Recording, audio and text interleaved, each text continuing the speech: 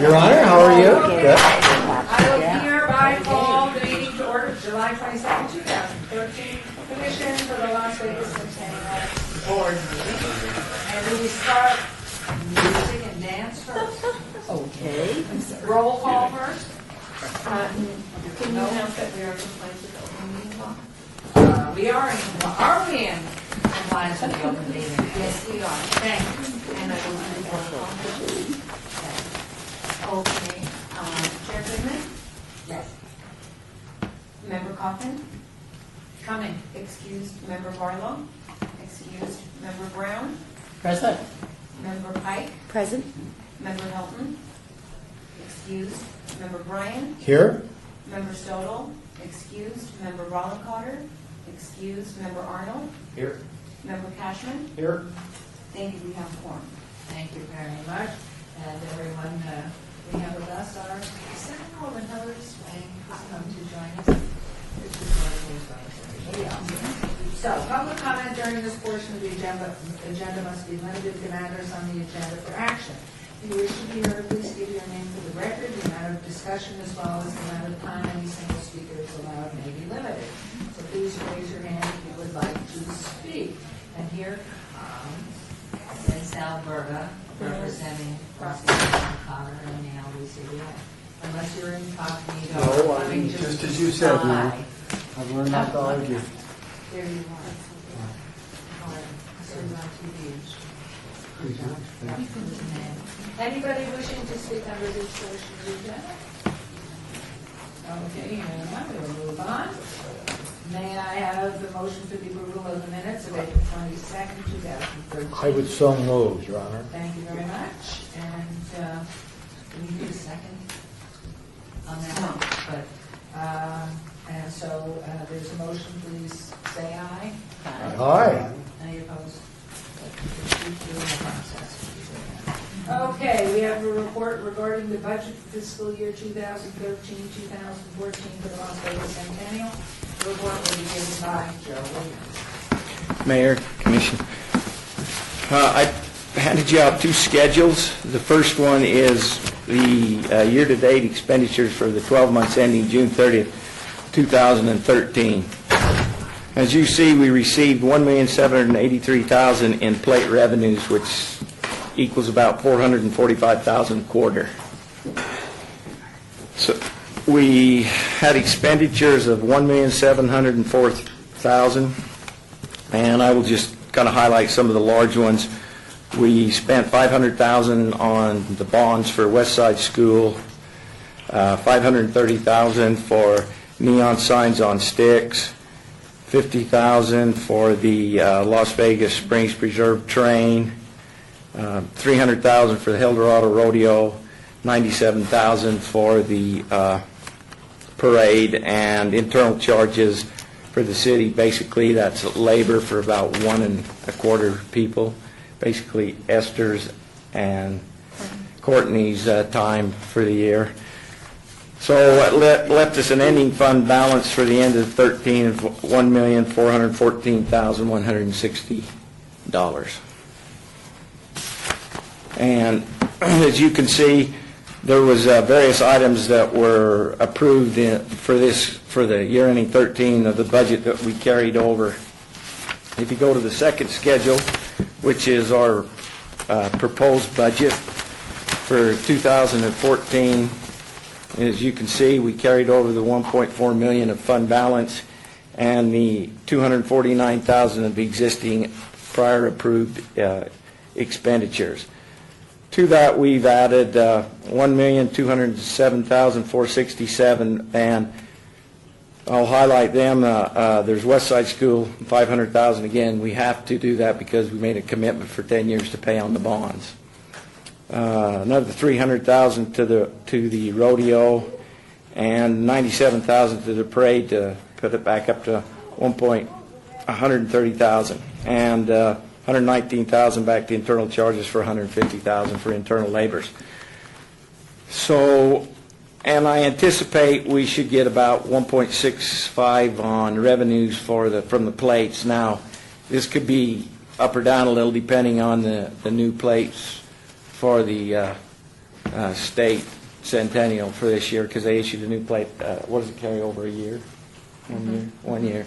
So depending on the impact that has on our plate, it could change a little, but hopefully it won't.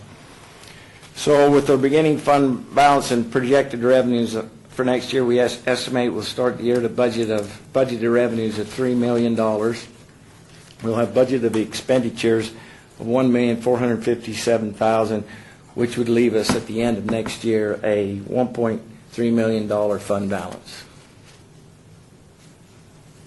Any questions?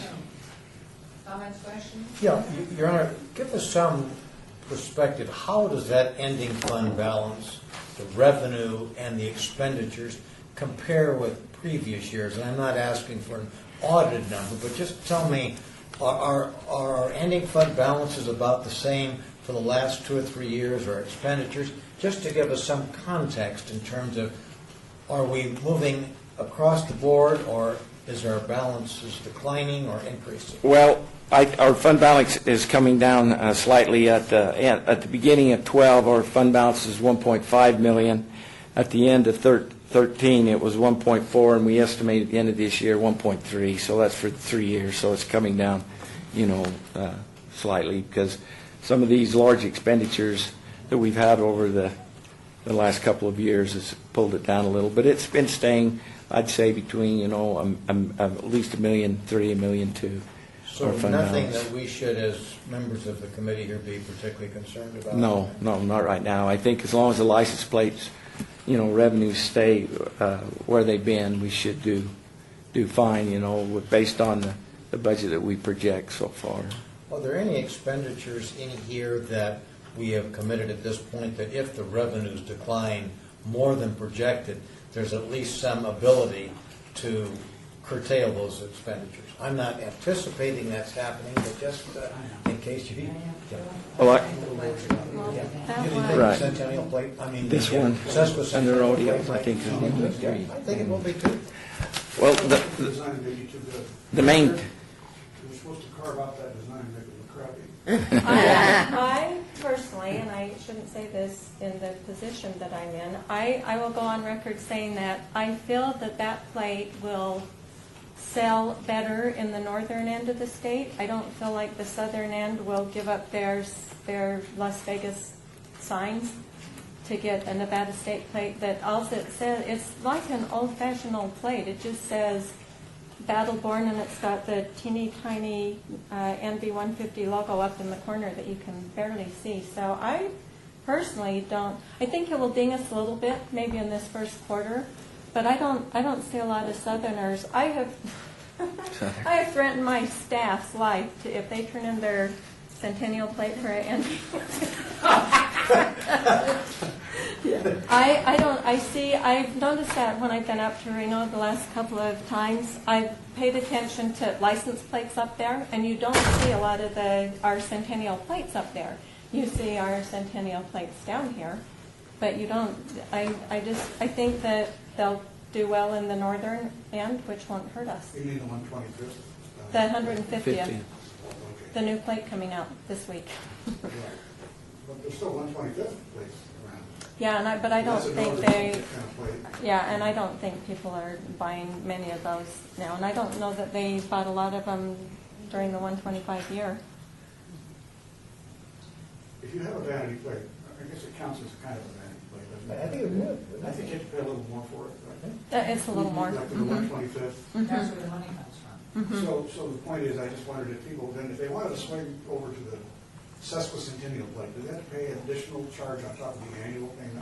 Yep. So they have to come up with some money. Yeah, there's a bigger charge when you're getting Do you have those the art charity handy? plates. I've heard the art. It seems I like- do down in my office. I could go down and get it and show you what it looks like. When are those I going to can be do that available, at the Esther? The Sesquicentennial plates? Probably by the end of this week.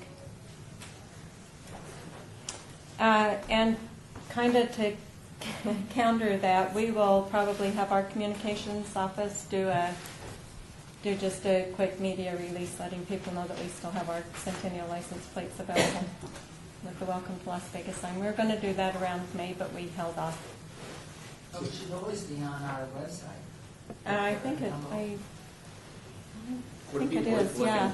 At what our totals have been up to this point, and the release mentioning that, I mean, it's been tremendously successful. Yeah, we tried to get another report from DMV up in Carson City, but they have this big, huge, long form now that you have to fill out. You have to pay money to get it. What? So silly. The Yeah. city of Las Vegas asked the state of Nevada Yes. what the sales are that you need to pay. Yeah, remember a couple of years ago, we gave you a form that outrageous. showed all of the license plates to date and how much, and ours it was far and above I any would other think plate. a call to the governor's office would get that change in an nanosecond. Sharon was there a lot, so she can get that. Yeah, I mean, that really is pretty ridiculous. That's a fair request. Well, and it used to be, Absolutely. it used to be that you just had a designated person from whichever fund, so they didn't get barraged by a million people. So Esther was the authorized person you could call and ask. And I didn't think that was how it's so Yeah, no, super we difficult. called and asked, and they sent us a form to fill out and told us to pay them I money. just wanted to follow up on Senator Bryan's point and Ryan's point. Do we have an understanding of, because you mentioned it could impact the first quarter perhaps, do we have revenue splits on a quarterly basis? With the sesquicentennial? No, with the Las Vegas Centennial License Plate. Yeah, we get a payment per quarter. Right, right. From DMV. We get $25 on new plates and $20 on renewals. But the total revenue, yeah, I'm just curious what the total revenue is per quarter because if it's Well, going to impact the first It's quarter. it's been averaged about 445,000 a quarter. So it is pretty consistent quarter Right, to quarter. right. There'll be one quarter that'll be sometimes around about, once in a while will be 400,000, 389,000, but if you average it out, the average is about 440,000 a quarter. If you don't have a Centennial plate, go buy one. When is that coming? The sesquicentennial comes out the end of this week. Okay, so you'll see. They're the next available for quarter. purchase. Now, you asked a question if we had any specific commitments, if the revenues, basically, we need to keep making the amount on the West Side School, which is the 500,000, and based on this board, what you've indicated, you want to keep the parade and the rodeo going, which would be basically another 400,000. So, remember the only two main ones. The rest of this could be, you could cut Thank back you. on. Thank you. Any other questions, comments? So we have a motion to approve Joe's report. the finance. Move for the vote budget. Thank you. And all in favor, please signify by aye. Aye. Opposed? Okay, motion carries. Thank you very much, Joe. Always expense high, income low. Okay, we have the final report regarding the 2013 Eldorado Rodeo and Parade from the Duke and Esther. Go for it. Mayor, members. Yes, it was another good year. We're very proud of the way at the end of this year we were able to go on TV. Channel 8 offered to put 15 spots out there saying thank you to the folks of Las Vegas for coming and all the sponsors and a list of the charities that we're giving the money to. So that was on 14 different times on TV. Plus we did the same thing in the newspaper and told our local folks that we appreciated their support. And coverage was really great this year. Our PR firm has done a fantastic job. Dollar-wise, what we're giving out to the kids this year is just a few dollars, a few thousand less than what we did last year because we had some capital investments we had to make this year. We were lucky to cut a deal with Preferred, which is the manufacturer of a rodeo arena. And since we are working with Las Vegas events on the Fan Fest that they do at the Cashman Center for Cowboy Christmas, we were able to slide in there with them and get a rodeo arena to be able to use, which saved us $10,000 from our stock contractor. So we turned around and put that money into some trailers, because now we got to haul all that equipment, we got to put it up and tear it down. So, but in the long run, it's gonna work out best for us. So we did some capital investments there, and we were a little under budget of what we expected to spend, and we were just a little over on income. So again, this year was successful in our eyes. That was our last year down at 7th Street. We are in the process right now of looking for a new location. We've met once already with Dave and Adam and Steve and everybody at the city had some different possible locations that we could go to. And the one they wanted was right next to the city hall here, and the part that goes over by the railroad track. I can't fit it in. The arena is just about 20, 30 feet too wide. I can't get people past it. And then with all your cowboys and such, it would be crazy. We tried real hard though, because it would have been cool right downtown here again. But they've got a couple other locations. We're meeting again Wednesday morning at 7:30 and going to talk about 3 that we had taken a look at. And I have drawn plans out to see what fits and where. And then of course we have to look at cost and all that type of stuff. But we want to, it's definitely want to be kept in the city. I know the county had come in and offered for us to use Horseman's Park, but that is not on the agenda because it's not the city. That's right, it needs to stay in the city. Pardon? It needs to stay in the city. Yes, it does. It needs to stay in the city. Survival sites, Cashman? Cashman is not because of the transition and ownership and what's going on down there. They're still trying to figure out who's going to get it and what's going to happen with it, according to what I'm being told. So there's only a 2-year, we can only have it for 2 years. And what we're trying to do is get someplace for at least going to be 3 or 4 years there until we can go into a permanent location. One of the other items we talked about was the equestrian park that they're going to build out on the end of Jones. I mean, there's a lot of money already planned on spending on that. It's 80 acres. We can make beautiful fairgrounds out there, get a permanent setup. It'll take a while again to get the people to learn about the location, go to the location. But basically what we're really hoping for is somewhere that we can say is home. And everybody gets used to going to, just like we used to do in the old days at Cashman Field. And we can't do that down there. And being able to put that arena up and all the dirt, like this last time I had to haul blocks and blocks of dirt out of there and move it down to holding yard in North Las Vegas, location. That's just selfish. It's easier on me not having to pick dirt up every time in an arena. But if we had our You have the show down there, but have the parade still in town. Yeah. parade would still be downtown, right? So that would satisfy at least the locals for the parade, but not for the rodeo so much. And Any then- other site? But if you again out there, and that's just my thoughts, but 80 acres out there, there's no reason why you couldn't have another parade out there, Kitty's Day Parade. We used to have 3. So we could have another parade out there around that location to keep that feeling.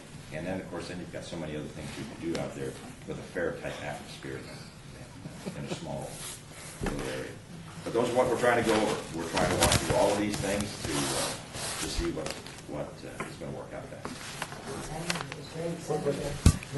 Dwayne, I couldn't quite follow. I take it that for the next 2 years that Cashman would be available, and your concern is you want a place that's more permanent than 2 years. That's right. What is the conflict that precludes this from being held at Cashman 3rd, 4th, and 5th year?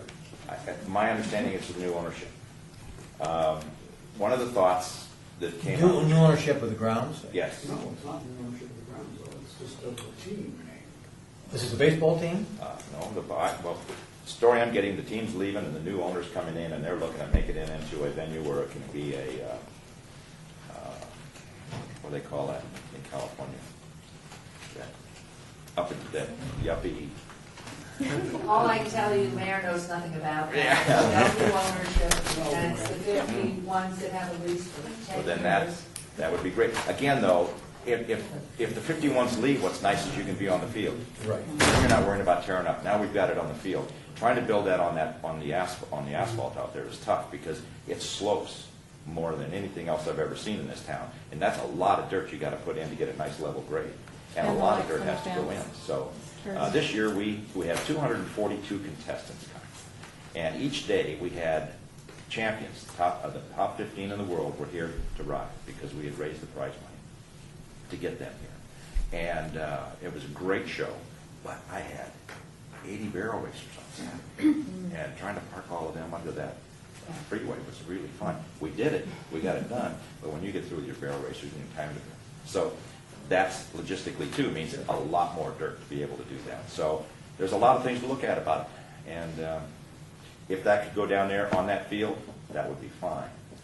Parking lot situation wouldn't be the most ideal, but Your Honor, it seems to me what Dwayne is telling us, he's been told these various things, and I'm sure in good faith, but do we actually know? I guess that's kind of the irritating lawyer about me. I mean, we've been told by so-and-so that something may happen.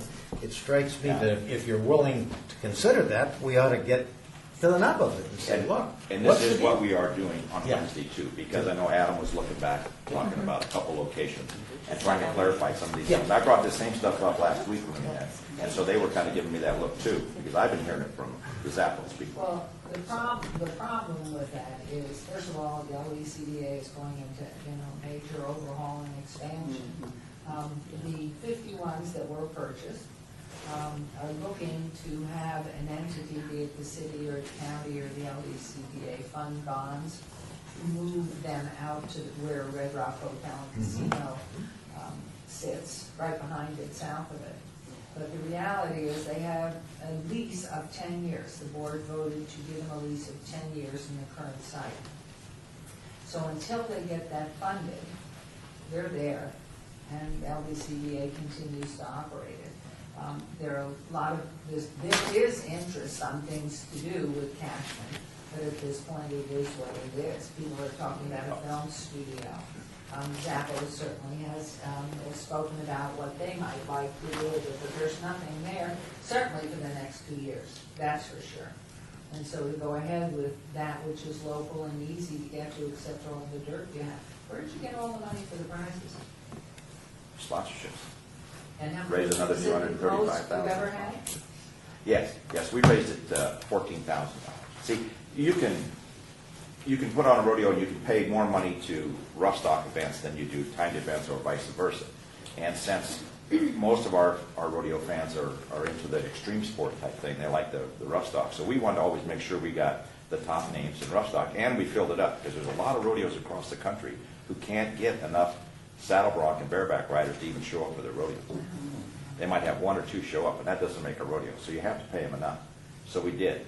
And Commissioner Collins was always mad at me for the fact that I wasn't paying equal money because he's a time eventer. He likes steer wrestling. He said, you got to bring it up, you got to bring it up, you got to bring it up. So I did this year. And He's happy now, is he going? he's never happy. But when you look at the magazine that comes out from the PRCA, our rodeo, that 2-week period before and after our rodeo is the largest rodeo in the United States, paying money. That's great. So we are building up more and more each year. One thing we got to understand, it's only fair to mention that if we go into moving into a new location, and we're going to do it for like a 2-year deal and then move again, it's always tough when you move a business from one place to another, having those clients still come with you and all. So we are going to see a little downtick probably in income because of it until we establish ourselves. There is an appetite in city dwellers, residents, and people out in the county. They like Cashman to be their home for the stars. They like to come there. There's history there, and that's what a lot of what we're hearing. So I don't think there's any way LECDA or the city could tell you that anything is going to happen there beyond 2 years out because they really don't know. I hope they have some good information for us on Wednesday so that we can start making a look at it. It's not on the board. I have a question. Sir. Is some of this quest for new land because you're going to lose some of the property that Tony Shea owns? Is that it? Yeah, but How many acres is that? 7th Street, where we were on right now, they called it 9 acres, but it really wasn't because there was buildings stuck in and around it. So we were mixed within about 8.5 acres we were doing it on. And I mean, the minimum you'd even want to think about doing it, in my opinion, is 20 in order to make it work right, or at least 10 with parking somewhere else. So, but yeah, they're paving that now. I know that for a fact because they came down there and walking through it when we were running the rodeo, saying, okay, here's where we're going to be paving this, that, and the other. So that's out of the way. I mean, if they weren't going to do anything there for a couple of years until we could get established in something else where there'd be Cashman ready to decide on which way it's going, that would even be better than moving to another location. So what's the exact date of the rodeo next year? May 15th through the 19th. So you're in the baseball season. 18th, yes. They were nice enough this year because they moved their games out of town because they thought we were going to be down there. And then when we didn't get down there, then so But we have done that in the past with them. They'll work with us. For all the money without knowing what it's going to be. Madam Chair, the item we're on currently is going over the final report of 2013 Right. Eldorado. We're kind of mixing it. And the next agenda item is for the upcoming year. So if we can just get the And final report let of me the just- rodeo and parade and then move on, open up the item on future items. I'll jump in really quick. I just want to pass this around just to show you guys what kind of media exposure Eldorado got this year. We had over $540,000 in added value to our media buy, which for a little 4-day Eldorado event was huge. The parade again was successful. We had 100 parade entries. I love the parade. Everybody loves the parade. So the parade was successful again, but the media on that really shows you how successful Eldorado is becoming again. So we can close out that part of it. Everybody wants to keep it, that's for sure. Well, then, thank you very much. We will, motion to approve the report. Here by Councilman Collins. All in favor, please signify by aye. Okay, motion carries. We have a request for funding the 2014 Eldorado Rodeo and Parade, $300,000 for the production of the rodeo, and $130,000 for the production and marketing of the Eldorado Rodeo and Parade. Wayne and Esther are requesting these funds. With additional comments? The only comment is, like we've been talking about not having a location, I would think that if it was approved, it would have to be contingent upon, knowing where the location's at. I wouldn't approve. I'd love to see you approve it, but I don't think you can until you know where we're at. Correct? Until we know where we're gonna be, it's kind of hard to approve. So when is your meeting with LBCDA to go over whether or not you will use Cashman for the 2 years that we know are probably there? Well, after we find out what's happening with We have a Wednesday. meeting Wednesday with Wednesday Scott morning. Adams and David Bratcher to look at some different sites that they've been trying to pull together for us that have the space we need. And then separate from that, we'd like to ask for funding, because the parade will happen. Regardless of the rodeo or not, we will continue to do, we did the parade for 4 years before we brought back the rodeo. So we'd like to ask for funding for the parade so we can go forward with that for next year. Is the site, if I'm going to ask,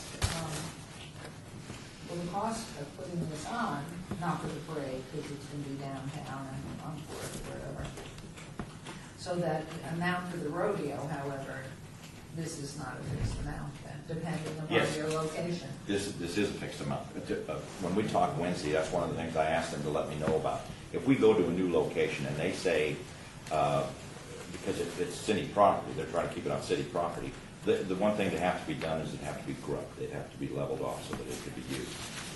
Any other expense that goes along with that, which really there isn't, because I have to bring in power now, I have to bring in water now, I have to do everything on a raw piece of ground anyway down here at 7. So the budget isn't going to change that much, other than fencing. Most of these properties aren't fenced, so if we had the fence, 6,000 lineal feet of fence, that would be a cost of about $6,000, more than what is on this budget right now. But how about the extra earth that you talked about? I if you got went dirt. down to I've been Cashman? gathering. Oh, down to Cashman, it'll cost more. I'm gonna have to get more dirt. I've got enough dirt right now to do the entire arena and the warm-up area, because the areas we're talking about is on dirt. But if we go on pavement, then yes, I am gonna have to have more dirt. Luckily, that has been traded out for us by Las Vegas Paving every year. They haven't charged us a dime for all this dirt. We've got over $150,000 worth of dirt. And they just keep coming back every year and every year. There's a little more, fixing it.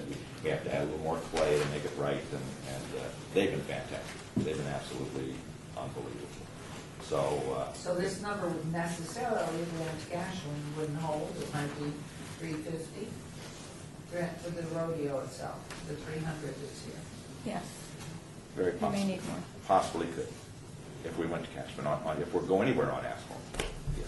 When's our next scheduled meeting, Your Honor? Not until October 22nd. So, if we're not out of line to move immediately on the portion of to the rodeo itself, because we don't know the location, you haven't been able to tell us where, I'd be willing to move on the amount of money that's needed to advance, produce, and market the rodeo parade.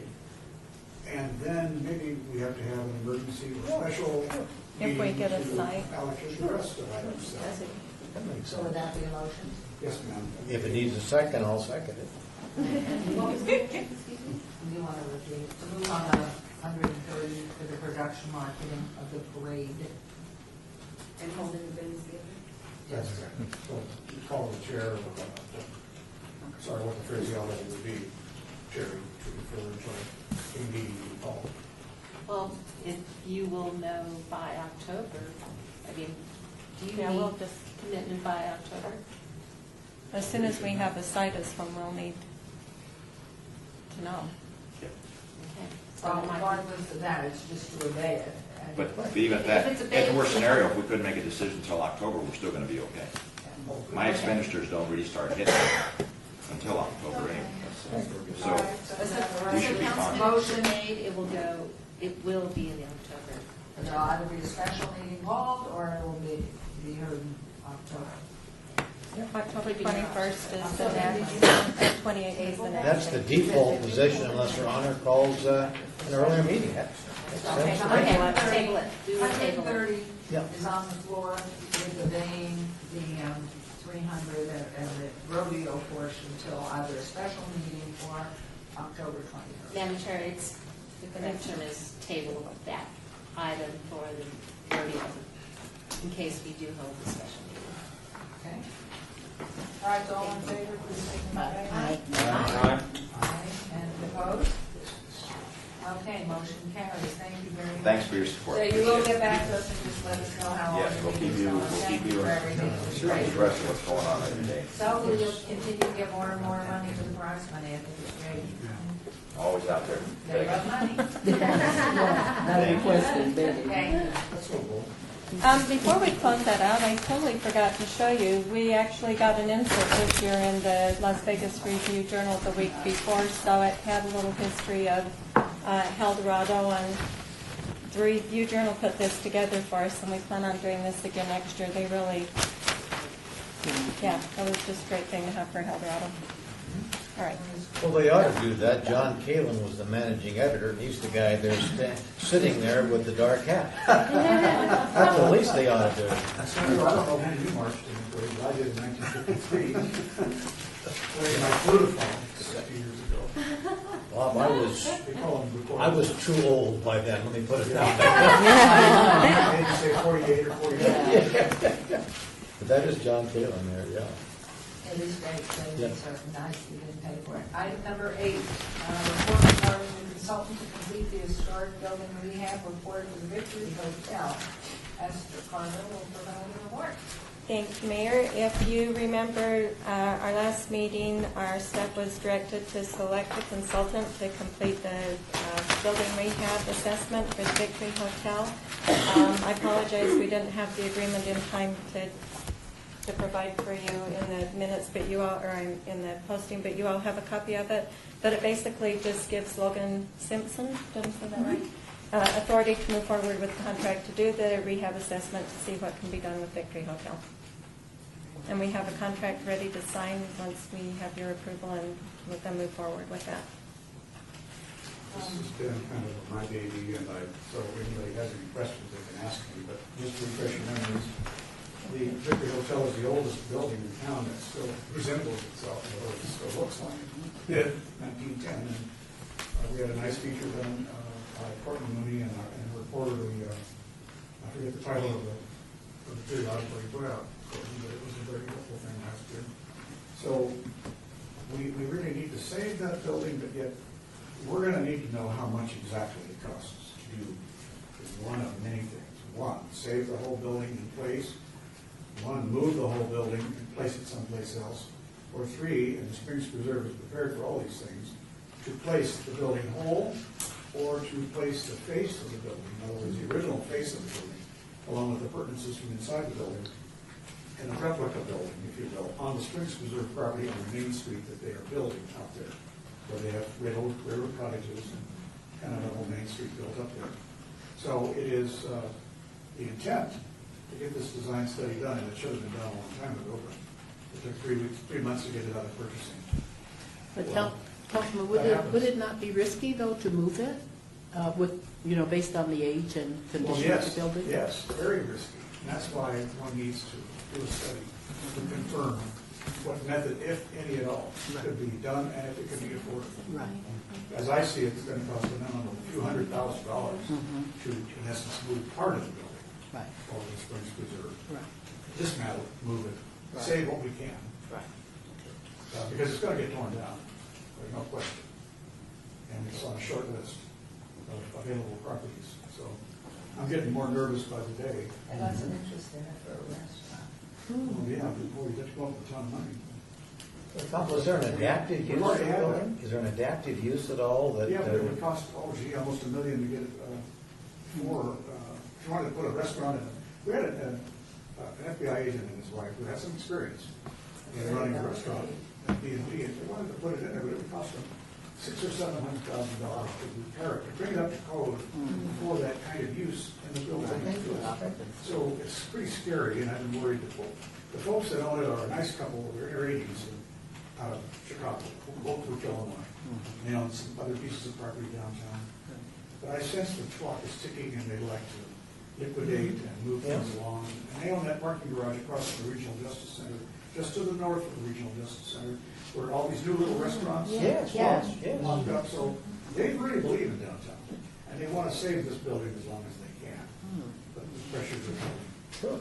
And so, I know it runs against Courtney, it makes her sick to think about the fact that we might only be able to move part of the building, but it may be just the only solution there is to save what there is, what there could be saved. But anyway, this is what this design study would tell us, and give us all those parameters. I think frankly, they probably already started on it. Wouldn't be surprised because they know we want it. Betsy Treadwell ordered this to be done. She's a little frustrated because it takes so much time. But there we are. That's a good low bid. So is there a motion then on this to accept what was the amount? Was it the 41,000? Yeah. I'll make that motion if it's appropriate, unless the council wants to. No? Fine with me, but we might have questions. Second. Consultant, okay, so there's a motion and a second. All in favor, please signify by aye. Aye. No opposed? Motion carries, thank you. Would they donate? Take the right off, or then, That's that could be part of it too. well, we have to make They it can a get some consultant. credits for that. They have to have income to take advantage of credits. It's complicated. Right, but I think that's something that perhaps, I know in our good start, we don't do everything, just as questions for you. Okay, so that motion carries. Move on to item number 9. We have funding request in the amount of $25,000 from Rick Van Dieven regarding a partial grant to offset the energy consumption of the historic Welcome to Las Vegas sign. And is there a report on this? Yeah, I'm here to answer any questions as well. But I'm Rick Van Diepen, Executive Director with Green Chips. We've been working on this project for about 18 months now, and what we're trying to do here is to really make a visionary statement about sustainability and renewable energy and tying that in with the Las Vegas sign. So this project received funding from the Consumer Electronics Association, the foundation that works with the Consumer Electronics Show. So we received $50,000, us and our partner organization, Clean Energy Project, to do this sign. It's a matching grant. So to do this, a solar retrofit project at the Las Vegas sign, which would involve 3 solar trees. And so here's a rendering of what those trees would look like. So what we're proposing here is to construct them at the front of the Las Vegas sign along the southbound lanes, so it doesn't get in the view shed at all. We received a courtesy review from the Nevada State Historic Preservation Office, and they're in general support for the project. Their concern was to make sure that it doesn't obstruct both the front and the back of the sign, because it's a 2-sided sign, as you all know. So what we're really asking for through this grant is to help support the matching side of this grant, to help make it happen. It's really a fantastic opportunity for us as a community to show our commitment to this. And it's also, the most exciting thing is that it's a fantastic educational opportunity for all these hundreds of thousands of tourists that come to the Las Vegas sign. They're waiting there at the sign to take their picture already, and so it's kind of a captive audience. And so having these beautiful sculptural solar trees there with an educational plaque. And we're also constructing a website with a scannable QR code that'll be right here by the sign. So when you're waiting in line, you can scan it with your smartphone and learn more about the history of the sign and about the various sustainability great inroads that have been made in Southern Nevada around renewable energy and sustainability. Green buildings is another one. So that's I think the home run with this project. It's a fantastic PR and outreach opportunity. It's a way to tie in the city of Las Vegas and what's being done here at this facility. Obviously, the solar trees relate visually to the design of the solar trees out in front of this building. So it'll be that tie, as well as just showing that commitment to how sustainability really relates to historic preservation, and those two things actually support each other. Are you going to the county too for the matching 25? The county has not expressed interest in this, although they are in funding it. That is, they are in full support of the project, and with the change in location to the solar trees, we originally had them to the north of the sign, but there was a concern from a couple of commissioners. It was in the news. Some of you probably noticed that they didn't like these beautiful solar panels showing up in the background of the tourist photos. So we agreed to move them to the south. So that's where it stands right now. Have we requested the county to participate? We have. And we were denied? Well, yeah, they said we'll support the collaboration of the project and working with us to provide the land for the signs and everything, and so it's been a little bit of a hard sell, just because this is a donation in the amount of about $150,000 with all the material donations that we've secured through Bombard Renewable Energy and Green Shifts. So supporting the project from their standpoint, we've had to kind of sell it as, hey, this is a donation, but it really benefits the county in the long run. I support a lot of things I don't have to pay for. Exactly. What about the maintenance? They've got a commitment to maintain that side and that sign. So going forward with the new solar panels, have they made that commitment, or is that a responsibility of Green Ships or additional revenue they'll have to generate? Good point. Well, that's a commitment that's been made by Bombard Renewable Energy as part of their commitment to the project. So they would support the maintenance and work with the county, similar to how Yesco maintains the sign right now. Because Yesco technically owns the sign, but they've been given a grant by the county. So that's how they support it. So the county saves money by not having. Wouldn't they be willing to throw that in, or am I missing something in the map? My understanding is that they are looking, they're planning on doing something at the sign, and this would be, they're looking at contributing in other ways. They've got 3 different plans, is my understanding. Okay. One of which, can go from the parking, creating a better parking structure, having better crossing so people can get there safely. They're even talking about a pedestrian bridge. I don't think they've decided, because all of them have a different price tag, but they do have commitments toward improving this area, and it's just not put them in a position that they could directly support this project with money. That's key, because the expansion of the parking lot there and possibly building a pedestrian bridge for all the foot traffic, that's really what they're looking at as kind of the limiting factor to partnering financially. Yes.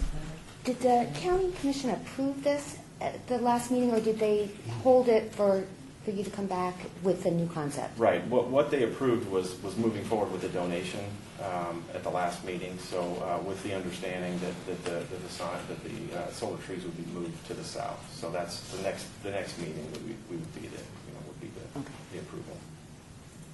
But we've been meeting with all of them individually. Oh, I'm so sorry. Okay, so the grant description that says to the north has been changed since. Right. Okay. Yeah, very recently.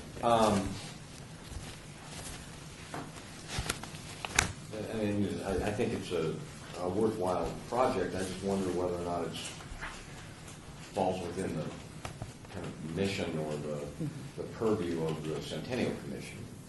It's not rebuilding a historic structure. It's supplementing it, I suppose, if it's historic. So I guess I would In fact, the county, it's in the county, and the county isn't participating in conservation concerns. So I just don't know whether it's in our purview or our mission. I guess would be my question. And I agree, Tim. I don't know if I see the nexus between this project. I think it's a very worthwhile project, but I'm not sure if I see the nexus with. If I could address that, the way that I see that it crossing over, and I can see other opportunities in the future, this is doing something that's going to help offset expenses in preserving this particular sign. This one's not so endangered, but there's a number of other historic buildings that it does cost money to support. Think of how helpful it would be to offset some of the expenses that the Neon Museum has, for example. So I can see this as being a place that you can actually save money for a lot of these organizations that are trying to do historic preservation. I could even think of the Junior League for the money that they're having to spend on their power bills. I mean, any way that you can offset that expense, get that donated, and then never have a power bill again, it would help these organizations a lot. So I could see that with historic preservation, that's the tie-in that I see. Where is the sign right there, to the right, to your left? I can barely see it. Yeah. Oh, it's really far enough away. And at the south end of the parking, coming into town. Who built the sign? I know that's Mrs. Willis's design, but who Yes. who Isn't it built that Yesco? originally? Yesco built the sign. And the location, in other words, what we see currently, Yesco did this as a contribution, if you will, to the community, Metro Vegas, Clark County, okay. And Yesco is really excited about this project too. They're fully behind it, and sort of the phase 2 of this project is to work with Yesco to do an LED retrofit for the sign as well, so that they can, several times a year, I think a couple dozen times a year, they change all the colors of the bulbs for breast cancer awareness and so forth. So our idea is to save another 50% of energy on the sign and replace them all with LEDs, and so then they can just program it to change the color of the sign instead of manually going out there. So they're really excited about that idea. Excuse me, they wouldn't look the same though. No, I disagree. We would be designing a custom incandescent lamp that would look exactly like the historic yellow, iconic yellow bulbs around there. So. Those would be LED? Yes. Oh. Yeah, so the technology just in the last few years Well, I have another question. makes that possible.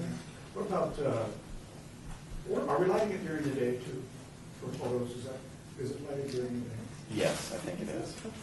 I am Because curious about it's how much storage? it's animated. Because it's animated. So is there planned storage, battery storage for lighting into the evening? No, it's a grid tie system.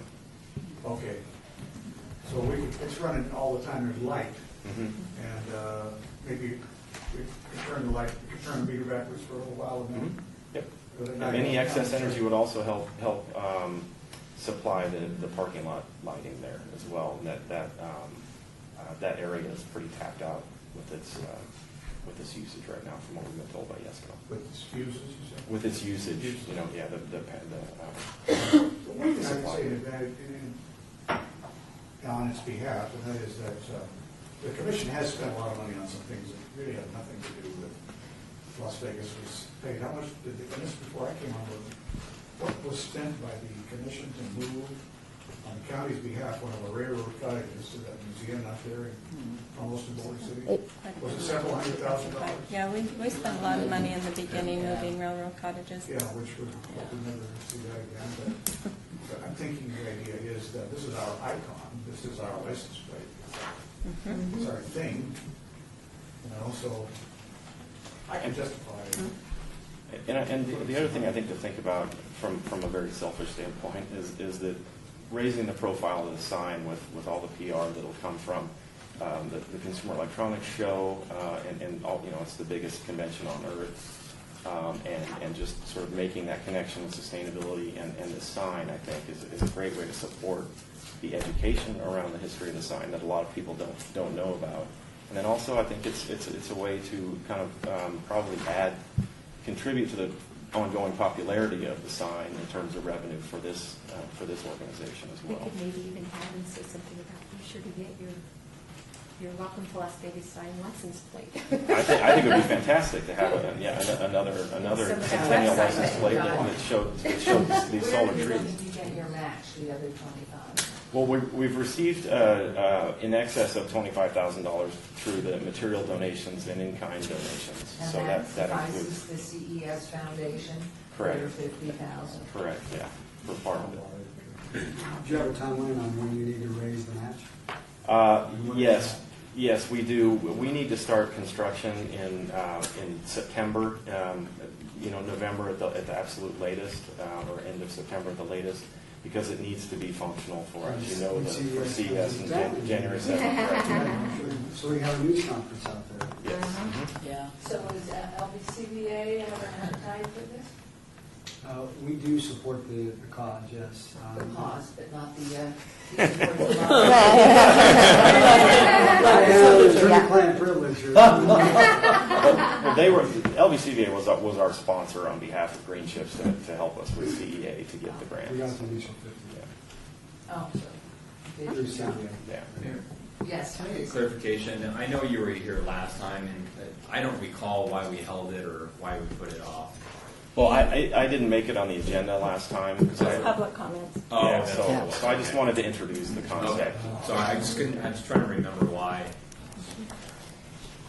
Well, I live in Paradise Valley, and I can't believe that there's anybody that comes to Las Vegas that doesn't know about that sign. I mean, it's like the traffic is backed up. Yeah. It's amazing how many people you see out in wedding dresses and different costumes, and yeah, it's just amazing. All hours of the night. Yeah, anytime you pass there, it is. Yeah, I do think that. yeah, it does say Las Vegas. I Yeah. do think that goes to Luis's point that, there have been improvements made there, because Yeah. if you go back to the days from even 2 decades ago, people would be running across the street as traffic was going back and forth. Yeah.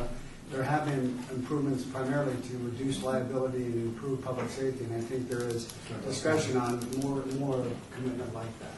Yeah, but no, there's just such a strong desire to get near that sign, and that impresses me. Does anybody from the public wish to speak to this? Okay. Even Assemblywoman Hayes went. I mean, I could say that Tracy Carter. next May 20th, which is Betty Willis's birthday, will be Mid-Century Preservation Day in our state. So it would be very nice time to kind of coincide with putting in these, making this improvement around that sign. We're also planning a big PR event around the Clean Energy Summit in a couple of weeks as well. We'll see if it passes or fails. Mayor, I do want to say that when we do have these grant agreements, we do ask the recipient acknowledge the Commission for the Las Vegas Centennial, and we give them a license to use our logo on all promotional materials. So if that can be, if this should pass, we can certainly have that arrangement made to be put there as the solar trees or location. Like that really a lot. It's really, if this passes. So we have a motion, and, please vote on the motion by aye. Aye. I I have to make a disclosure. Yes. We own property adjacent to the sign and Yeah. contemplating a project there, which I don't think is going to influence my vote one way or the other, but I think it's important to put on the record just for technical standpoint. I don't know. And that was an aye. Any opposed? I should probably disclose something too, just to make sure here. I don't want, I actually am, I'm coordinating the Celebration Solar Festival this year, which will be October 5th, and the funds that are raised are going to go to this project as well. Nice. So- Well, these are all positive. I I like this. I've been with Vernon Betty Willis.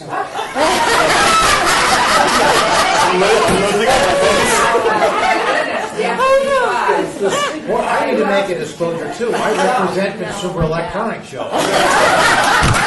I am married to Vern for a while. Hey, but stop. The motion's Your going to fail. Okay, who remains without a conflict? Is that, was yours? I should have one. We put it on the national register for our Centennial. It's enough of a conflict, but I wanted to disclose it. I If I can get clarification Not so for very far, long. the fundraising. Long time ago. Is it directly related to this particular project? The committee last time voted, I mean, we're putting on the festival, and the festival is raising funds for the promotion of renewable energy in the community. Oh, great. It was voted on that we would designate the funds To this one. to this project.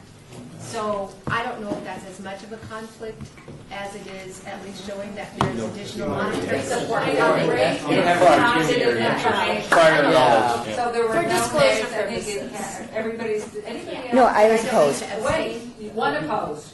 Mm-hmm. Okay. So that was 1, 2, 3, 4, 5, 6, 7, 8. Yay, one opposed. Got it? Who made the Okay. motion? Bob, Councilman Paul. Thank you very much. Thank you all. Really Thank you. Good luck. Thank you. Okay, item number 10, funding request in the amount of $64,156 from Danielle County regarding temporary relocation of signs at the Neon Museum. Thank you, Madam Chair and Commissioners. I apologize, I have to set up my PowerPoint, so I'll just be. I got it right there. Are you talking in this, of the signs that are on Las Vegas Boulevard? Or where are the signs you can't multitask? They are actually, I can multitask, and they are actually,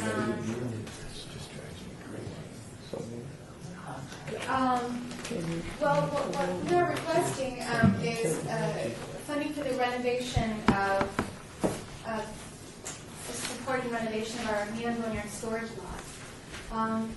For those of you who have not yet visited the new Continental Lobby and Visitor Center, we did just open October 27th. I did want to just take a moment to acknowledge the financial support of the Centennial Commission. This commission, as well as the State Historic Preservation Office, the Commission for Cultural Affairs, Federal State and Byways, the City of Las Vegas, and many individuals in the community have been just incredible in helping us realize this project and a successful project at that. So thank you for your support. And we recently actually, I just wanted to include an image, we just started doing night tours. And those of you that have not seen the night tours, they're really splendid. And speakers. Yeah. And speakers, yes. So since opening on October 27th, we've had 35,140 general admission tour visitors, 771 photo shoot visitors, and 993 private tour visitors. 17% of those visitors are from Nevada, 16% are international, and 68% are from later United States. Wow. Featured media have been New York Times, Forbes, Today Show, Fox News, CBS News This Morning, Travel and Leisure, USA Today, BBC Scotland, BBC UK. We're so thrilled and proud. The next step, and something that we're putting a lot of energy into now, is expanding education and programming. What you're looking at is the site plan of the museum, the Neon Boneyard. Where you see the arrow is our storage lot. Immediately to the north of that is the parking lot, if you've been to the facility, and that is right adjacent to the City of Las Vegas Neon Boneyard Park. What we are requesting is, currently that is a storage lot. The signs are, there's no design or plan or layout for the signs as in the exhibition space. There's limited accessibility. The signs are not safely installed. They're basically just put where there is room. Visitors in the Neon Boneyard exhibition space, for example, all the signs are typed down, very intentionally, safely placed, so people can walk through to see the signs. As you see here, things are very, very crowded. Our planning for this space is multi-pronged. It's educational. It's first and foremost, we want to include photo shoot capabilities, weddings and events, and then obviously collection accessibility. The idea is that currently when we have a photo shoot or a wedding event or a small event, if someone wants to do anything in this space, we have to shut down the facility. that can be expensive for the people renting the space or hosting the shoot. It also is a huge hit for us financially as well. With a space like this, we can have a turnstile scenario where we can have photo shoots, weddings, small events happening all day. Also, most importantly for us, we can have, number one, educational events happening during the day, student groups, that sort of thing, happening during tours. Also, there are signs in the space that are some of our most iconic that are not available for viewing currently. Some representation, for example, of the Lady Luck, but some of the most beautiful signs that just came in with the recent renovations of the site, for example, are not available for viewing because they're cramped in that space. Barbary Coast signage, Caesar signage, and we just took in the Terrible sign, which is an incredible sign, an incredible local story, and it's a story we want to be able to tell. Also, the location close to the Boneyard Park offers a great opportunity, again, for educational programming. We have already partnered with, outside Las Vegas, for example, we did a day of children's art making in the park. It was very well attended, and we got a lot of feedback that people want more of the same. Something else we've also been doing is panel discussions. Our recent one was panel discussion. We had almost 150 people in Boneyard for that panel discussion. And we most recently had a Stardust panel discussion that centered on the showgirls and their stories. The kind of development that we're putting a lot of energy currently into developing education and programming. So we did just hire a full-time education and programming manager. We already have in the works a pilot program with Las Vegas Academy for junior interpreters so that the high school kids will come in and be able to give tours, and we want them to give tours to families because kids respond to other kids, right? So that's one of the things we want to do. Content development, we are working on making sure that the content for some of this programming is really specifically in line with current CCSD curriculum standards at every grade level. Really specifically family programs in the works. And then some of the panel lecture calendar we have in the works is we're bringing in an architect to give a lecture on Clover Williams, an expert from the University of Memphis, in February during Black History Month. Jerry's Nuggets anniversary is coming up next year. We're going to partner with them. They're restoring a sign.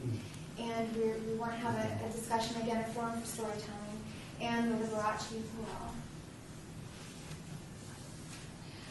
And that is it in a nutshell, really. I didn't know if you had any additional questions or concerns. Thank you, Danielle.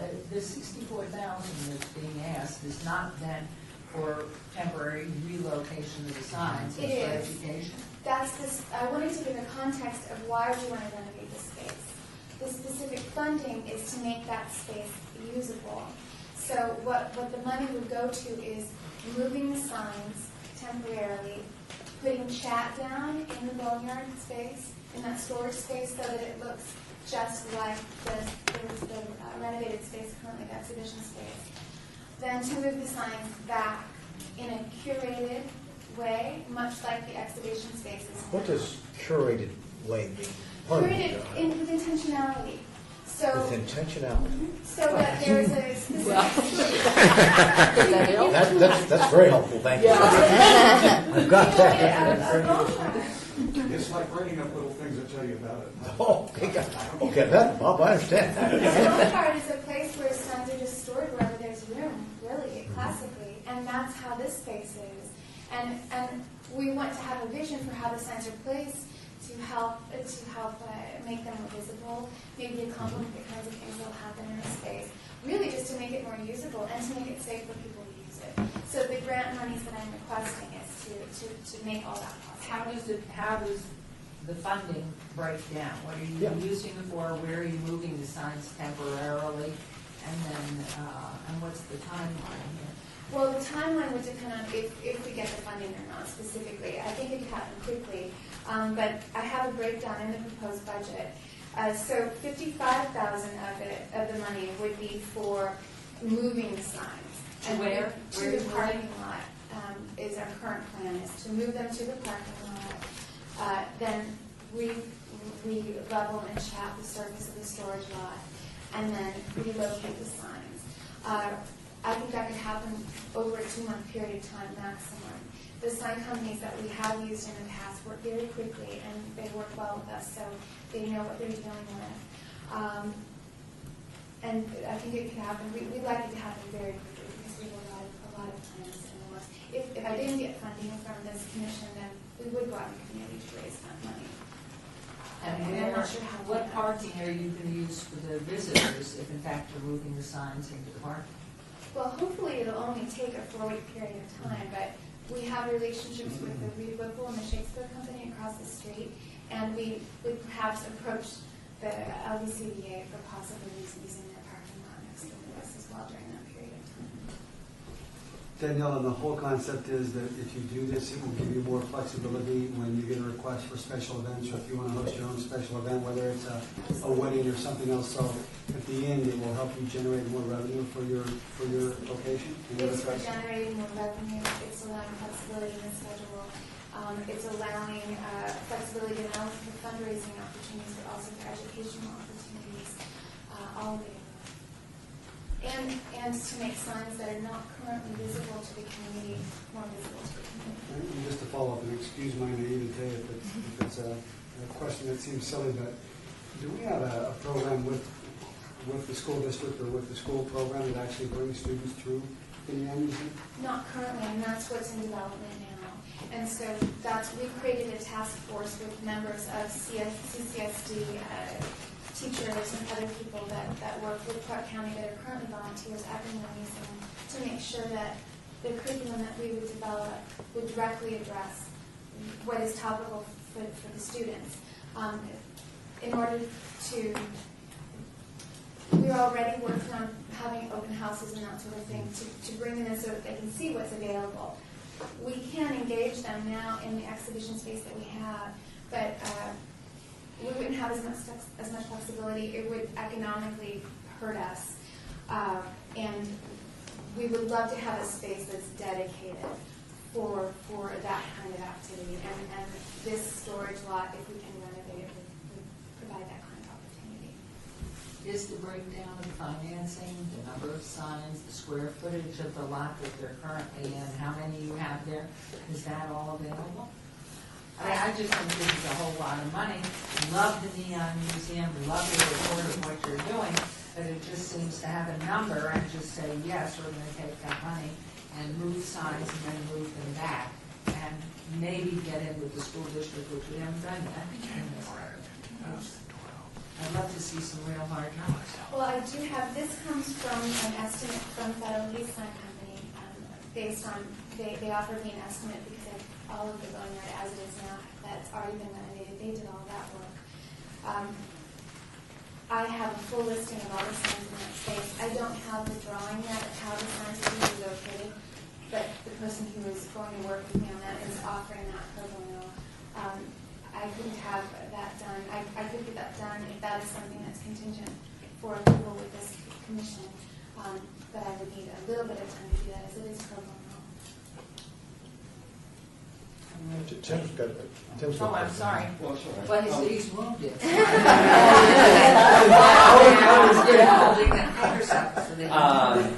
At least he's waving at us with all fingers. I know. Really what you're doing is for $64,000, you're doubling the size of the museum. The display. Absolutely. You're taking a boneyard, you're making it usable space, and they create, I don't know, if doubling is correct, that may not be square footage, but you're increasing the size of the displays, the signs themselves. The space itself is 3,600 square feet. So I wouldn't call it double, No, but it's maximizing, it's further maximizing the facility and all its potential. And that's really our next step as an organization. Have you reached out to any other organizations to help maybe offset that cost? We haven't yet. Okay. And then my only other follow-up would be, how are you guys doing with your the sales of tickets? I mean, budgetary-wise, are you guys? For me, it would be nice to know where you guys or how you're doing now that you're open. because I think we have done a lot of funding, and it's a great cause, but I think for the board, it may help to see the breakdown of what the 64 is, and also how you guys are doing overall. Absolutely. And see if we're, how much are you being subsidized still, or are you guys now covering all your expenses, that kind of thing? We're not subsidized at all anymore. We are covering our expenses, and we are, the numbers I showed will exceed a very modest projection of 50,000 just for the first year. We've only been open 8 months, so, but I'd be happy to provide all of those numbers. Okay. My thoughts, I don't know how the rest of the board feels. And how much has the Centennial Commission put in to the boneyard before? Well, just last year it was Last year was 450, 450,000. but combined, it's over $1.5 million, I think. Yeah. Last year's was for the 450,000 just for alone the in last signs year. on sticks, so that was actually a public-private partnership with the city. But I can give a breakout of how we spent all that. I mean, expanding it kind of makes sense. Is this something that people bid on? I mean, is this a sole source contract? In other words, you've given us an estimate in terms, but was there a request for some kind of a proposal, a process by which there's a competitive bid? I mean, I guess that makes me just a little uneasy unless there's... For the moving of the signs? Well, as I understand it, now some of this language, I admit, is hard for me. Minus chat, geotextile fabric, I don't know what that means, a hardener additive. So those are things that are beyond my level to understand, but I'm sure that are necessary. I don't question necessary, but is there an opportunity for competitive bidding? Are there companies that would say, yeah, I'll bid on that, and they may come with a number that might be substantially less, or maybe even more than 64,000? Absolutely. This estimate, I actually worked with members of the City of Las Vegas Office of Public Works, who I worked with on the original renovation of the boneyard space, in asking them about those costs specifically, because we want to repeat the look of this space so that it has a continuity. And these were current prices as recommended by the Office of Public Works. But is there, That is what I do you contemplate a bid process at all? Absolutely, absolutely. With the exception for the sign move, we have a wonderful relationship with the sign company that does move the signs. They take exceptional care of the signs, and we always go to them very specifically for this. Thank you. Okay, yes, Councilman Cox? Just not to be picky, but geotech is typically used to help strengthen the undergirding under roads. If you don't have enough surface, let's say, above certain sensitive things, like pipes, you put in geotech and it helps substitute for, it's like a carpet of it, but it's like geometrically shaped, like a plastic, and it helps absorb and spread the pressure of heavy vehicles, so you don't have to put as much dirt down or as much asphalt on top. So, yeah, it's kind of strange to me why you'd be using geotech fabric in this kind of thing. Because of the weight of the signs. The signs. Okay. Helps Aren't they with mounted on display concrete the though? weight of the Aren't they being on some sort of concrete? No, it's on the ground. I see. Yeah, this is all for stabilizing the base. Then I of the understand sign. why you have to have it. And this is to replicate exactly the materials and the structure and the construction strategies used in the first phase of construction and renovation of the Neanderthal exhibition space. Okay, any other questions? Is there a motion to accept the request for, okay, $64,156 for the Neon Museum? Your Honor, may I ask the question? If they get a bid that comes back at 50,000, I take it if we approve this motion, we get the 14,000 back. Is that right? Absolutely. Or if this commission would prefer that I present competitive bids and a financial snapshot before further consideration, I'd be glad to do that as well. That will hold you up till October, probably, Yes. unless we have a special meeting. Usually, it's on a reimbursement basis. Esther receives requisitions for payment, and they have to produce invoices, cancel checks, whatever materials that she needs to document all the costs. So you could approve it not to exceed Exactly. 64,000, but it could be less. And I think it could come in at less as well. So is there an I appetite? I like the fact that we are preserving some of our history because we don't really have a lot, and I would like to move for approval. Second. Okay, all in favor, signify by aye, please. Aye. And opposed? Motion carries. Thank you, good luck. Can I ask that maybe she's able to come back, maybe in October or later meeting, and just give us a financial update? Because I'm curious, I think that'd be nice to see. You could provide a lot sooner. Sure, well, given this end of the fiscal year, it actually would be good timing. You know, by the way, just keep going with me, I'm just gonna say this. Monterey Motel on Las Vegas Boulevard in Charleston has closed, and in the back there is a sign, the original sign. It's kind of off the beaten track, but it's still mounted against the building, the Monterey Motel. Las Vegas Boulevard in Charleston. Ask me later, I'll tell you where to find it. Okay, I want you to the find it. Monterey Motel? Yeah, Mhm. you may not want it, but it's It's there. been, Is that Yeah. across from where Sills used to be? Yeah. Yes, Okay, got it. yeah. yes.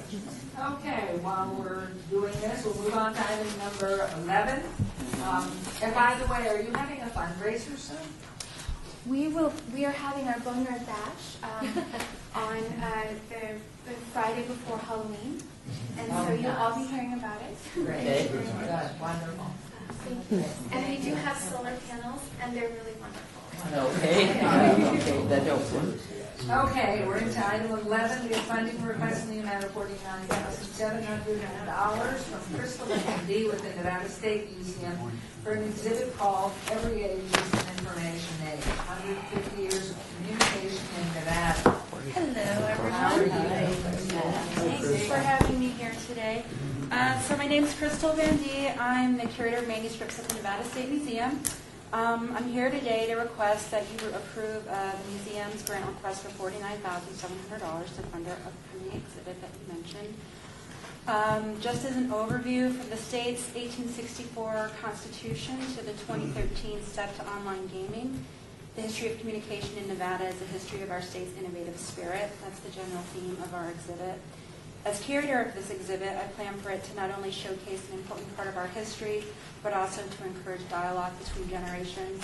This past, I guess it was Saturday, we had a free day at the museum, and I interacted with a bunch of children there. We had over 1,000 people, and I just had an old typewriter from my house from 1965. And it was so much fun seeing all the kids. Well, they thought it was old. I actually called it a new typewriter to the kids, and they were completely blown away with it. But it was fun to see Well, the all the councilman knew parents teach Christopher them how to. Scholes, I think that's why he's making it. I knew It was just a Sears typewriter, but the parents loved showing their kids how to type, how hard you had to strike the keys to get it to work. So just that one little thing, the typewriter, seeing them, the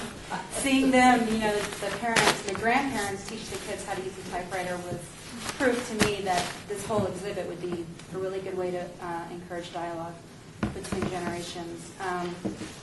So over 90% of the artifacts used in this exhibit actually come from the museum.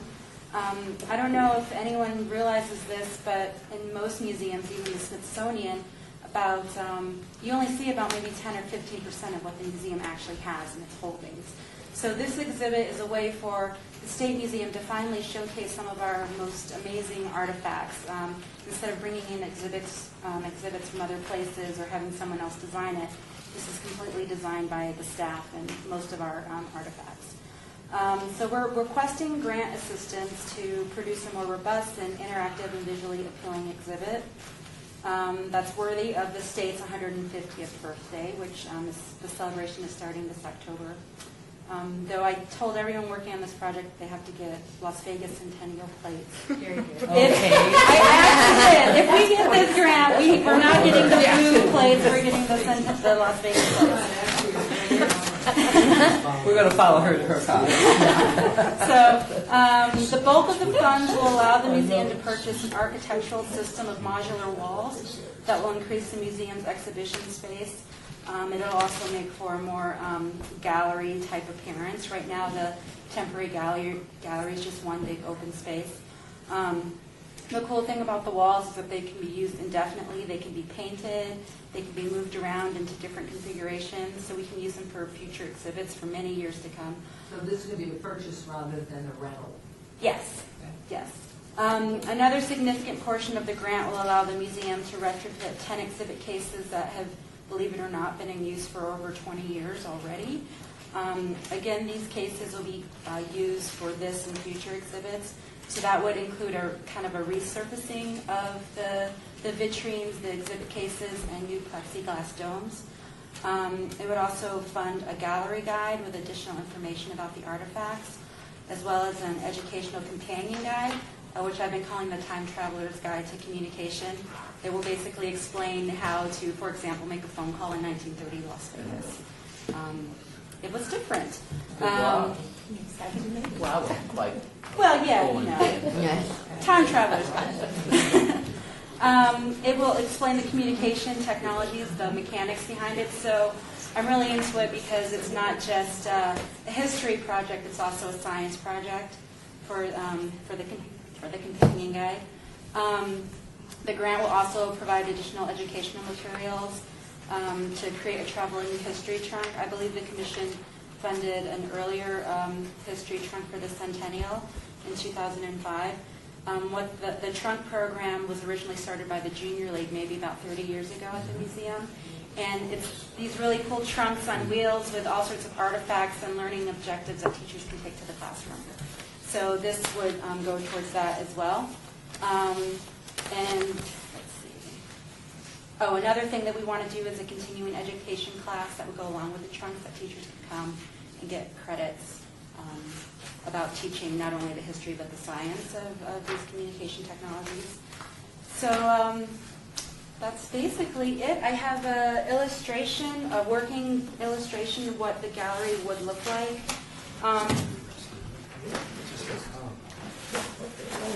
So we have, at the top is a layout of the gallery with just kind of general word clouds of where the different areas would be. How this comes about or how this is designed would depend on whether or not we get the walls or not. Having walls would allow us to add more artifacts, and it would just make it look snazzier, to be honest. And the new cases would be nice because right now they're all kind of a mishmash. So if we could retrofit the cases, it would help, have a consistent look throughout the gallery. And those are some of the artifacts involved. There's a phone booth from 1955 from Centennial. The director, Dennis McBride, his TV that I think he actually uses. A 1920s movie projector, Edison phonograph, a 1903 camera, and this is a telephone. Actually, I think it was used at the Victory Hotel. I think so. If it's not this one, it's another one. So we do have a couple from there. But so this is what I have so far. It might change, but that's what we had last week. So does anyone have any questions? So is this exhibit then scheduled just for 2014 based on the description, or will it go longer than that? We've already convinced the director to leave it up for a year, and because we're putting so much curatorial effort and exhibit effort and money into it, we're hoping he'll let us leave it up for longer than a year. So it would start April 2014, and it go to at least April 2015, but we're hoping a little longer. And this isn't a traveling exhibit. It will be permanently displayed or exhibited in the museum? For at least a year.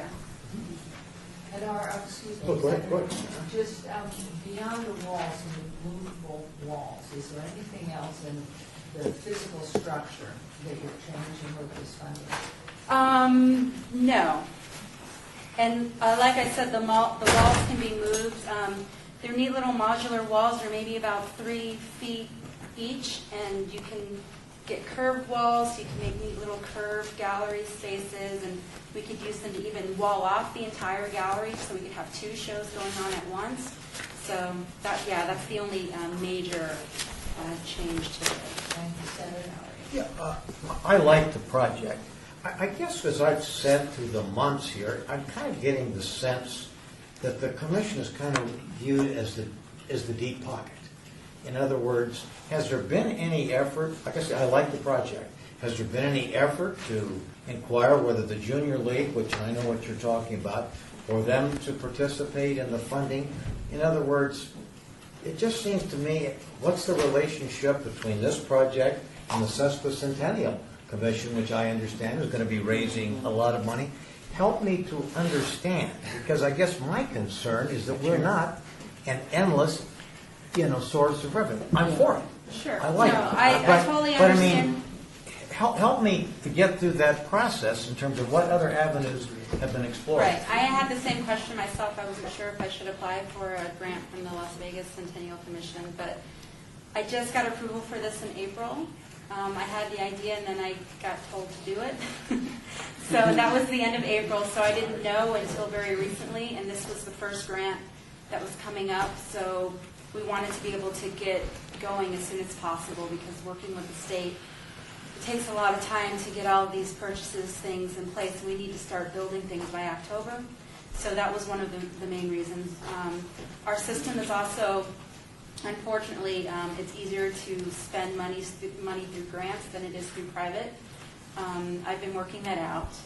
I must say, that troubles me. It That is. troubles me. That troubles me. There's got to be a way to work through that. No. And I'm not being critical of you. I know you're just reporting, but What is the that's cost of the insane. entire project? I have some in-kind, did you guys get? Yes, okay. There are volunteer hours, curatorial hours. It doesn't include hours that we're donating, just because we just went full-time, so we've been having to work on this in our free time. Ink, materials like paper, vinyl, carpentry tools, things like that. But this is the majority of the exhibit. So this would not be something within the purview of the Sesquicentennial Commission? I put out feelers, but at the time when I was writing this grant, they didn't really have an answer for me yet. They're still... Senator Bryan, I can clarify that. Right now, the Sesquicentennial, they really don't have any fundraising mechanism in place at all. Their funding is very limited. They are hoping that the license plates in the north do well to bring in some incremental funding for that. One of their major projects that they need to fund is a mobile museum that would go statewide, and they're struggling to get that. The original intent was to have something pretty similar to what we have and to allow people to apply for grants. I can tell you right now that I don't think anybody, maybe 1,000, 1,500, 200 people can apply for from the Sesquicentennial, but I don't see them having this kind of funding to do that. Mayor, I do agree with the senator, though, that if this is a sesquicentennial event, initiative, I would certainly think that they would accept more responsibility, especially since she's saying that this is the bulk of the money that they need for the project. So we would be, in essence, funding the project. And I don't see that there's as much benefit for us as there is for the sesquicentennial. It's not a sesquicentennial event tied in specifically to their commission. It is we have to have an exhibit at the museum. It just so happens that it was due, it's due to open during the sesquicentennial, so we decided it's, about Nevada, let's make it part of the birthday celebration so we can kind of get on that wave and maybe get some free publicity out of it. Right. And I do agree also that I think it's a good project because I remember that telephone and that television. But I would certainly like to see them have a share in the cost of it. Sure. One thing I should mention is that we're going to put each area of communication in a national context and then in a state context and then I'm calling it a signature event. So for example, the section about television the signature event will be the founding of KLAS and the influence of Howard Hughes. The signature event for telephones will be the Las Vegas boom and how the telephone company had such a hard time keeping up with everything. They had to recycle equipment. Telegraphy is actually going to have a Las Vegas signature event. Mr. Stoddall actually helped me come up with the idea. The Johnson Jeffries fight, which was in Reno, was a really big deal in Las Vegas, and they actually telegraphed the results live here. So we're calling it the first pay-per-view boxing match in Las Vegas. And you could go to the bar, and they had a wire across the street, and you could place bets on the results as they were coming in. So we're trying to make it, it's a Nevada thing, but we're trying to put our own Las Vegas signature on it. The section on photography is about the image of Nevada. Crystal, can I ask a question Yeah. real quick? Does it have to say 150? Because I think that's where we're getting hung up with the 150. I mean, if you take that out and it's just an information age, every age is an information age, and drop the 150. Yeah. But I mean, you're only 6 months into this Centennial. Right. Because it would only be April to October, and then that ends. But I think what I hear her saying, correct me please if I'm wrong, is that this is your contribution to the system. Well, only in that we're from Nevada and we're Nevada State Museum. It's not, the Centennial Commission, our organization, hasn't asked us to do this. We're doing this on our own. Like I said, we had to have an exhibit in that space, and we wanted to finally show something from our gallery, or from our collection. I don't think we've had a artifact exhibit in maybe 5 years, and an artifact exhibit of our artifacts has maybe been about 10 years. So this is really a celebration of the museum in a way. We're finally in our own space. We don't have to rely on, outside artists or institutions to do our own exhibits. So. Well, Crystal, you've done a good job because we have not made this easy.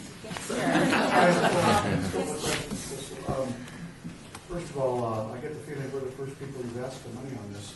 I have. Like I said, I was thinking of some suggestions. For example, this is the kind of thing where you probably could pick up more support if it was Las Vegas-centric, number one. Number two, there are people who have significant foundations who built their fortunes selling information, purveying information inside the state of Nevada. You have the Reynolds Foundation. I believe the Stevens family has a foundation which now owns the Review Journal and all those things. You have men and women who own television stations here. That's information. And I'm saying to you that there are people here that very likely will contribute to this if they are asked, if they're given a proper presentation with supporting materials and some of the things you've said verbally but haven't expressed. Well, you're a curator. She's got all the answers to your questions. You're not a fundraiser by nature. Right. You're not I can see that this is something Brad should have presented because it's uncomfortable for you. But I sense that while we're all supportive of what you're trying to do, I'll wager that you didn't ask the legislature for money. It's too late. I just got permission to ask for private money last week. So I figured, well, I have this grant application. I was already going to ask for money for a different project, but since I'd already started gathering information, like the supporting stuff, like the strategic plan and all the mission and all those You things. started to structure your request, and it's a request you could make of a lot of people. Right. And by having some structure now, you could probably get some good results. Looking for 5,000 or 10,000 at a bite, and get your goal, and exceed your goal. Right. That is part of the plan. If we are not approved for grant funding, I am hoping that I can ask other groups. I just got permission to ask for private money, but we wanted to be able to get going as soon as possible, and this Do you was the need to first. ask the board to get permission to seek money? I had to ask the division administrator, Mr. Barton. Mr. Barton? Mhm. Yeah. Sure. It's too bad because the museum has been shortchanged so badly. It's the first thing Governor Gibbons cut. And he cut the payroll, cut the hours to what, 28 or 30 hours a week? 32 hours a week for 4 years. It's just a shame. Jim, Taking along from Bob's, I'm going to advance a motion that this board approves $25,000 as a match to another $25,000 raised privately for this project. I'll second. Yeah, that's a good suggestion. And I think that gets to your point. Right.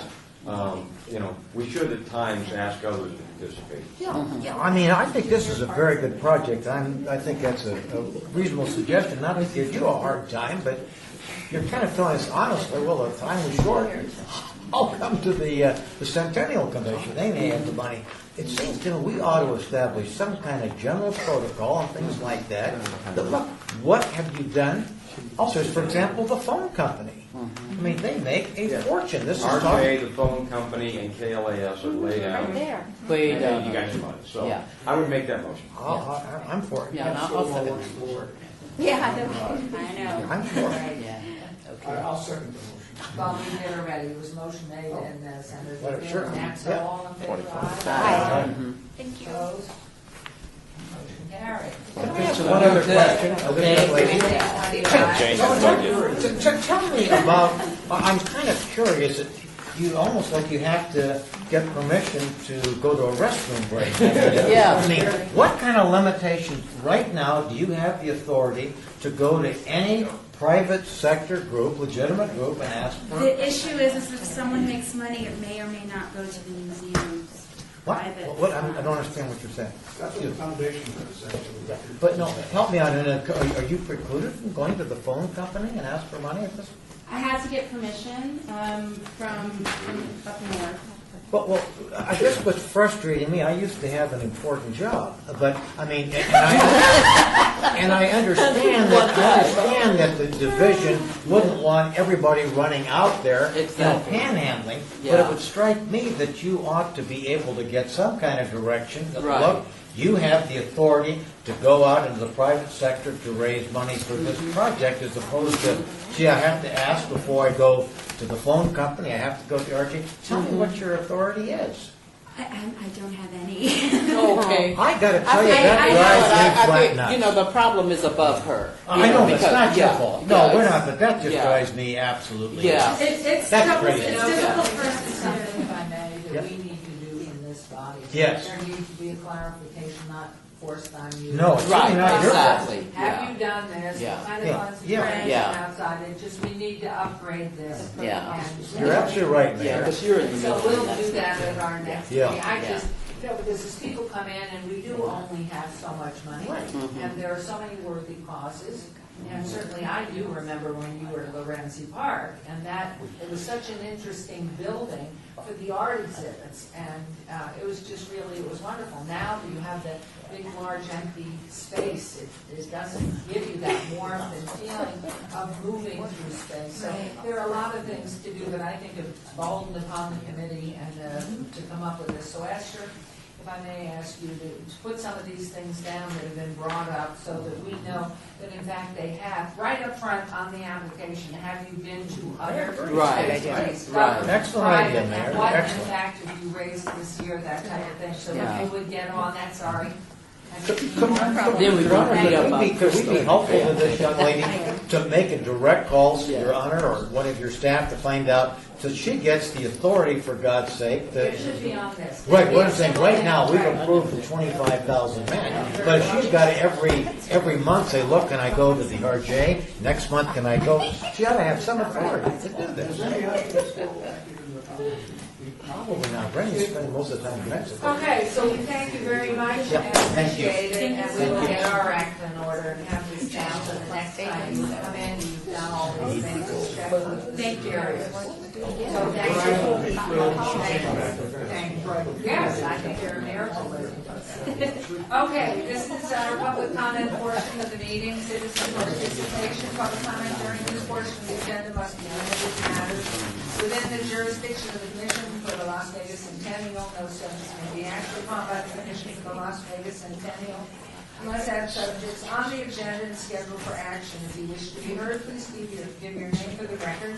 The amount of discussion on any single subject, as well as the amount of time any speaker is allowed, may be limited. Is there anyone from the public who would like to participate in this portion of the agenda? And hearing the clamor from about. I move for adjournment. There is a motion to adjourn. Do we have any objection? Is there anything else we No. need to do? We are done. Thank you. Done. Okay. But as I Okay. think those